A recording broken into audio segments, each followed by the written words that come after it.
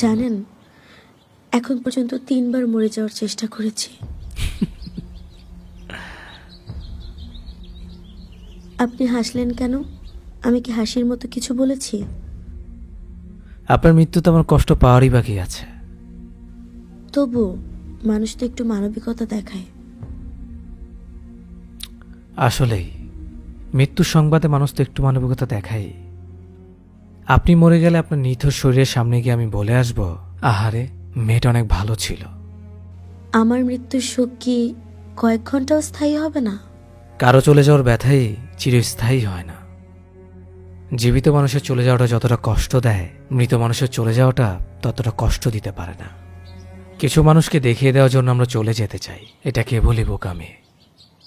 মরে যাওয়ার মতো সহজ কোনো কাজ এই পৃথিবীতে নেই, বরং বেঁচে থাকাটাই বড় কঠিন। ঠিক কি কারণে মানুষ মরে যেতে চায়? মানুষের মরে যাওয়ার কয়েকটা কারণ থাকতে পারে, কিন্তু মানুষের বেঁচে থাকার হাজারটা কারণ আছে। আপনার মৃত্যুতে পৃথিবীর কিছু যায় আসে না, এমনকি আপনার বেঁচে থাকাতেও না। আমাদের বেঁচে থাকতে হয় নিজের জন্যে। আজকে মরে গেলে 2-1 দিন খুব কাছের মানুষেরা কষ্ট পাবে। 2 দিন খেতে পারবে না, ঘুমাতে পারবে না, হুটার চোখ দিয়ে পানি চলে আসবে। তারপর আপনার স্মৃতিগুলো আবছা হয়ে যাবে। আলনা ঝুলে থেকে আপনার কাপড়গুলো স্তূপ করে বস্তায় ভরে সেইগুলো দিয়ে হাঁড়ি পাতিল রাখা হবে।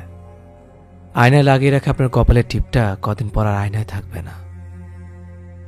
আপনার হাত ধরে এক জীবন বাঁচতে চাওয়া মানুষটাও অন্য কারো হাত ধরবে। মানুষের শূন্যতা বেশি দিন থাকে না, একজনের শূন্যস্থান আরেকজন পূরণ করে দেয়।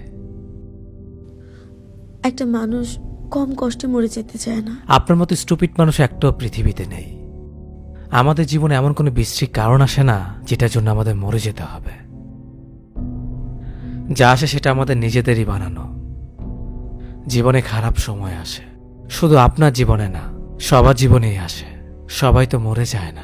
একটু হতাশায় মানুষ মরে গেলে 1 সপ্তাহের মধ্যে পৃথিবী জনমানবহীন হয়ে যাবে। একটু দুঃখ কষ্ট অবহেলায় মৃত্যুকে যদি মুক্তি মনে করেন, তাহলে আমি বলবো আপনার চিন্তাধারায় পরিপক্কতা আসেনি।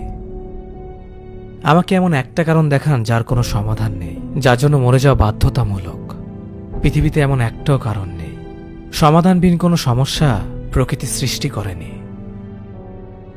আমার আফসোস হয় ছোট্ট একটা জীবনকে সামলাতে পারেন না। তাহলে পৃথিবীতে মানুষ হয়ে কেন এসেছেন? আপনাকে একটা গল্প শোনাই। বেশ কিছুদিন আগে একটা মেয়ে তার ভালোবাসার মানুষটাকে হারিয়ে সিলিং ফ্যানের সাথে ঝুলে গিয়েছিল।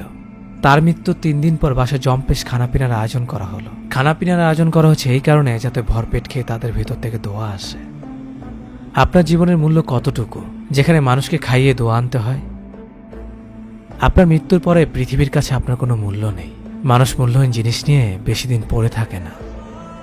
আপনি মরে যাওয়ার সময় ভাবতে পারেন আপনার শূন্যতা সবাই বুঝুক, অথচ মানুষ দিন শেষে নিজেকে নিয়ে ব্যস্ত হয়ে যায়। কারো শূন্যতাই কারো কিচ্ছু যায় আসে না।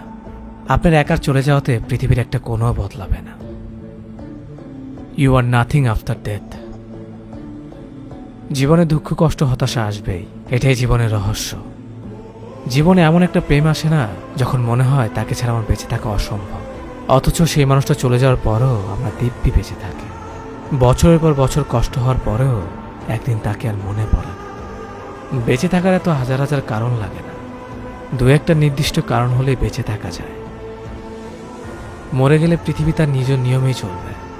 আপনার আমার চলে যাওয়াতে পৃথিবীর কিছুই কাঁদবে না। আমরা মূলত কেবল নিজের জন্য শুধু নিজেই। বেঁচে থাকতে হলে নিজেকে ভালোবাসতে শিখতে হয়। যে নিজেকে ভালোবাসতে পারে না তার বেঁচে থাকার কোনো প্রয়োজন নেই।